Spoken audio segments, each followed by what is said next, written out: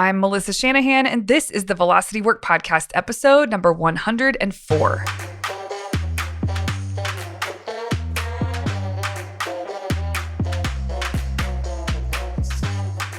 This podcast is for attorneys who are running their own firms. We explore tactics, tools, and stories related to pushing past simply lawyering well and into building a successful firm.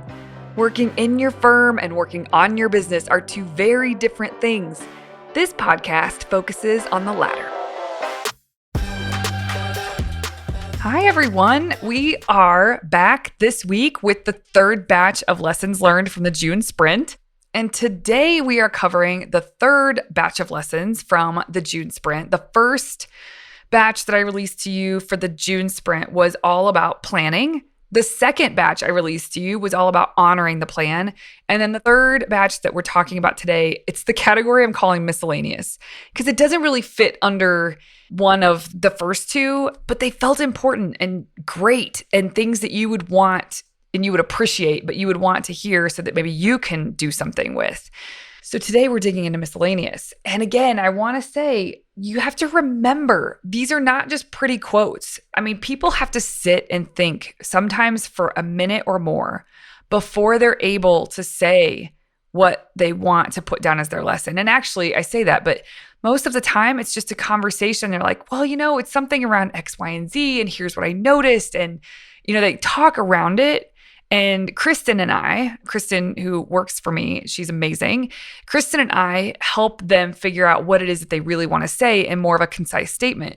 This is deep learning. This is them digging deep in their brain to figure out what is the takeaway. Rarely do they come to the call and it's just this pretty and succinct. So what you're hearing, there's been work done to be able to get to this. So I just want to make sure everybody understands the beauty behind these. People don't just say these things when they get on the call. Most of the time, they have to talk through what their experience was, what they were noticing. And a lot of times they'll say, I don't know what my lesson is. I just know there's something here. And then we'll dig in, I'll ask questions, we'll do some coaching, and then they're able to say that's it. This is the takeaway for me. So it's pretty great. I just wonder if all of you realize that if I'm doing a very good job of helping all the listeners understand what it takes to be able to get to the place where they have a sentence, where they have a lesson. And delivering that to you, it could seem so easy. It's not easy to get these. They have experience and they're learning from their experience and they're finding a way to say it so that it's succinct and that when they look back on this a few months from now, they can look at their lessons learned and be like, oh God, yeah, I remember exactly what I was dealing with. I remember exactly what it was like to learn that. And it's pretty remarkable. Now, if you are interested in participating in the September sprint, go to velocitywork.com/sprint to get the information. There is still a window of time before we're going to close registration. When I'm recording this, I don't know if there's going to be spots open or not. So go to that URL, and if it allows you to register, there's still a spot open. And if it doesn't, then you'll see a spot to get on the wait list for the next one that we have coming up. So come join me. Join me. Let's hang out. Let's work together. 30-day sprint, baby. Okay, let's jump in. The first lesson in this category. The solution to overthinking isn't more thinking. It's action.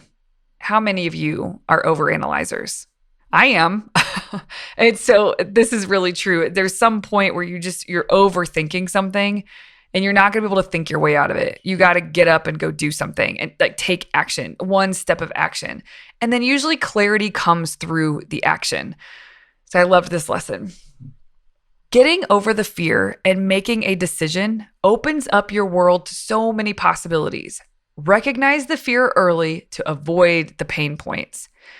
This I put in here as one to share with you guys because there is a lot of fear around making the decisions that are required for you to level up. Making the decisions that are required for you to be the kind of person who can have the kind of results that you want to create. If it was easy, everybody would have all of the results they ever wanted to create. It's not easy. There's a lot of things to overcome, and fear is one of those things. Fear of hiring the next person, fear of letting go of certain things that you've been hanging on to for a while, fear of maybe developing that practice area that you know it's time and you have the resources to do, fear of moving into a different space or making the call to do so. There's all these fear with these big decisions, but the truth is you just have to make the decision. And so I loved this lesson for this participant. Once she got over the fear and she made the decision, she realized how many possibilities opened up to her that she was cutting herself off from, not even giving herself the opportunity to be able to have all these possibilities that come with just making the decision that she was originally feeling a lot of fear around. I want to say too, on this note, I'm going to do a podcast soon on Sir Alex Ferguson. Oh my gosh, you guys, if you don't know who that is, you can look him up. There's a documentary on him now. I have loved Sir Alex Ferguson for a really long time. I've read books, biographies and autobiographies by him, but I recently have dug more into him. I want to share lessons that I've taken away from learning about him with you guys. And one of the things, I'll just give you a little hint of something that I'll cover. One of the things is he uses this phrase, making chances. We weren't making any chances. And he's Scottish. So, he has a different way of speaking. But I said to my husband, did he mean taking chances? And he said, no, he's talking about making the chances, like creating the opportunity. You make the chance and then you can take the chance. I was like, oh my gosh, that's such a really cool way to say it. And so anyway, making chances. And I think about this with this lesson, getting over the fear of making decisions opens up your world to so many possibilities. If you don't get over your fear and you don't make a decision, you don't make any chances for yourself to be able to take. And this participant, by making a decision, getting over the fear, making a decision, she opened up her world to so many possibilities. That's an example. She made the chance for her to be able to take different chances. So anyway, that's what it made me think of. But I'll share more about Sir Alex Ferguson in a future episode. Success doesn't start when you hit a number. It starts when you take control. It's important to adopt that mindset when you're working on things in order to be committed to what you're working on, but also to let go of that pressure because you're already doing it. This goes along with so many things we already talk about in this podcast. I've talked about the sense of pride and that feeling a sense of pride on purpose, deliberately, every tiny step of the way, acknowledging and recognizing yourself for doing the work that's the small turtle step that day and feeling a sense of pride for it is important. And I love that it sort of goes along with this because this participant was saying success, the end game, the end goal that you're trying to get to, doesn't start when you hit that number. It starts when you take control. It starts when you show up. It starts with the little steps along the way. That's you taking control, making a plan and honoring the plan. That is you taking control. That's when success starts. And I thought for that person, it was a really important distinction for them on this day, so much so that for the first time ever, another participant was like, can I just ditto that lesson? Because it spoke to them so well also. And so that was the first ditto we've ever had in a sprint for a lesson. So I'm going to read that again because I think it's important. Success doesn't start when you hit a number. It starts when you take control. It's important to adopt that mindset when you're working on things in order to be committed to what you're working on, but also to let go of the pressure because you're already doing it. Letting go of the pressure of success, the day-to-day things that you're showing up for, that literally is the success. That is like one step, then one step, then one step, then one step. It's like a piece of the success pie. If you don't take those steps, you won't achieve success. So when you're doing it, recognizing that that is the success, the thing right in front of you, the turtle step in front of you. I thought that was so brilliantly stated. Rest is not idleness. This is good. Many of you need to hear this. Did you hear me? I'm going to say it again. Rest is not idleness. It's so common for us to think that if we aren't busy, then we are doing it wrong.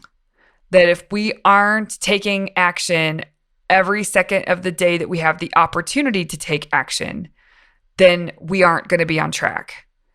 Rest is important. There is a difference between rest and idleness. And so many of us associate rest with idleness, and that is not true.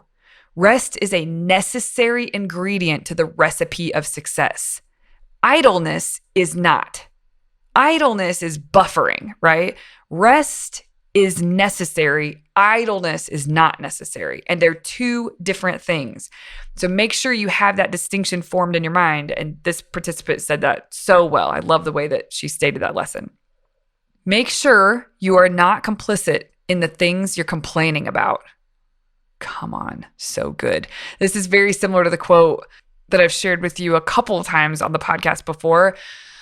The quote is, how are you complicit in creating the conditions you say you don't want? Isn't that so good? So it's similar. I'm going to read his again, though. Make sure you're not complicit in the things you're complaining about. He noticed that he was doing that, and so he was cleaning it up with this lesson, and it was just so good. It's important to reflect on your free time to determine if your free time is fulfilling. I put this in the miscellaneous. I thought about putting it in a different category, the planning category, because I don't know if you remember in the planning batch of lessons for the June sprint, I read you the very last lesson for the planning category was one that I was trying to figure out, should I put it in miscellaneous or should I put it in planning? And I put it in planning. And it was, I should use my free time for activities that get me in the zone. We talked about that a couple episodes ago. This one is very similar. It's important to reflect on your free time to determine if your free time is fulfilling. The only reason I put it here in miscellaneous is because it's talking about reflection. Reflection is sort of outside of these elements that we've already talked about, these categories. So it's important to reflect on your free time to determine if your free time is fulfilling. Because again, just checking out, sometimes we need that, and sometimes I do that, and I don't think there's anything wrong with that. But doing it too much, there isn't something fulfilling there. It's just you checking out, numbing out, instead of it really engaging with something that allows you to get in the zone. When you are in the zone, you are being reinvigorated, re-energized. It's rejuvenating. And that is fulfilling to do that. So I just want to encourage you to consider reflecting on your free time to determine if it is actually fulfilling. And if it's not, come up with some things, a list of ideas that interest you that you could do to really experience some fulfilling free time. And whether that's being very present with your family, whether that's, playing games or plugging into certain hobbies or some sort of athletics, whatever it is for you, but figure it out because it's important. This next one's good. I am the boss. I need to show up like the boss and recognize that people look at me as the boss. This, to some of you, is like, well, yeah, but do you? Do you though? Do you really show up like the boss? I think that this was important to share with you guys because leadership within your firm is extremely important to get where you want to go. You have to be communicative. You have to let people know what you're wanting. You have to set expectations. And you also have to reward and celebrate. You build the culture that you want to have inside the firm. But if you don't do that and you really don't take the position of a boss, and stop being afraid of that word for those of you who are afraid of the word, you are the boss. So don't not use that word, even if it's just in your own mind. It's important to step into that role. I'm reading a book that many of you have probably read called Radical Candor. But if you haven't, it's such a great book. For sure, I'm going to be talking about the principles of Radical Candor, which talks about a way to lead that is been proven and shown to be a really awesome way to lead. And so we're going to be talking about principles in Mastery Group at some point, but it comes down to that. Are you being the boss? Are you being honest with the people that work for you? Are you being kind? Do you care about the people that work for you? There's a way to show up, and there isn't a right way. You don't have to worry about a recipe that's perfect. There's no blueprint for being a good boss, but are you acting like a boss? Each of you will know when I ask that question, if there's something that pings you that you're like, oh, okay, well, then there's something to look at. So if this is the lesson of all of the lessons today that pings you the hardest, have a look at it. Write down some thoughts you have about yourself as a boss and figure out what thoughts you need to change and figure out what kinds of actions you need to start doing and how you need to show up differently, and just tweaks. Tweaks is all you need to do to really move in the right direction. This is not an overhaul that I'm telling you to go after, but just how you think about yourself. So this realization for this participant, she's just thinking new thoughts that she hadn't been thinking before. And that triggers a different feeling state and a different set of actions, and she gets a different set of results because of it. So I wanted to offer it here for you in case it's something that you needed to hear. Freedom is having the ability to make a decision. Freedom is independence and autonomy, and the cost of freedom is discomfort. But self-selecting into a group that is empowering allows us to take the total responsibility for ourselves and not blame others for our station and the opportunity to fulfill potentials. This is awesome. Basically, this person is saying freedom is success. Like for him, success is freedom on a lot of different levels. And one of my favorite quotes is, discomfort is the currency for your dreams. So for him, I love this because it's translating for him. His dream is to create this freedom for himself, which he's working very well towards. And his recognition of discomfort is the cost to achieve that freedom. You have to be willing to experience discomfort and move through it anyway. Feel the fear and move through it anyway. Allow overwhelm and still move through it anyway. Don't be paralyzed by your discomfort, and don't escape the discomfort because you will not get to where you want to go. You have to go through it. So I loved this lesson. It just seemed to sum it up really well. And the other part that I love about this is he's saying self-selecting into a group that is empowering, where everybody's really focusing on this. Everybody's really focusing on some of these operating principles that are required in order to reach their dreams, their version of success. And so he's recognizing the sprint and mastery group, how it's supporting him in doing that. It's empowering him to do it. He's surrounded by people who are focused on the same things and are making headway in the same ways. It's pretty cool. Just because I think something doesn't mean it's true. I can change the way I feel about something by changing my thoughts about it. This, ladies and gentlemen, is the crux of coaching.